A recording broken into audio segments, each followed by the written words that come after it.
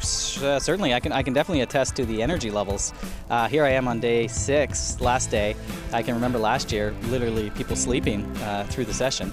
It was just very, very difficult. And when you spend that much time in a classroom, staring at books, writing, it's also not what we're used to as coaches. We like to be outside and sort of in the field, as it were. So, no, it's been great. It's clearly the energy levels in the class have been excellent. It might be a product of the people that we've got this year as well, but there's a great energy about it all, and I think a large part of that is the idea that we're going outside, they're in the field, they can see the practicality of it all, and I think that's been very beneficial. Yes, well, today's module is called Plan of Practice, which is the module that I was in charge of facilitating, as it were.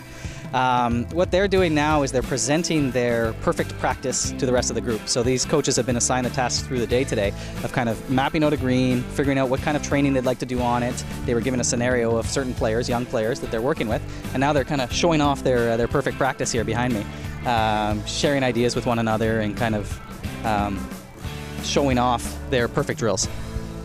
Well, it's something I've always been interested in doing. Certainly last year after taking the session, I reached out to Glenn and was wondering how I might get involved more and so on. I've done a fair bit of presenting about coaching and always thought that this would be an excellent venue for me.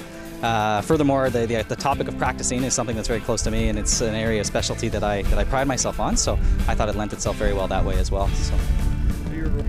Yeah, absolutely. The paradigm shift really is a shift from this idea of fixing problems in the immediate to planning things out over long term. And I think the role of the coach now is becoming much more long-term oriented, looking at developing athletes over large periods of times with concepts like periodization and training, and creating practices that are structured as opposed to kind of showing up and thinking about what you're going to do on the drive to the course and so on and so forth. So for me, again, with the way my mind works and the way I've been trained in other sports and all of this, this was a perfect fit for me to become a coach.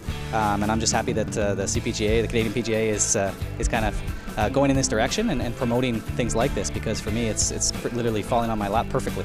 Great. Well, there's no, if you're truly interested in becoming a great coach, if you're truly interested in becoming the best you can be at coaching, there's absolutely no better way to get everything you'd need for professional development in 1 week. It's a very affordable and comprehensive look at coaching.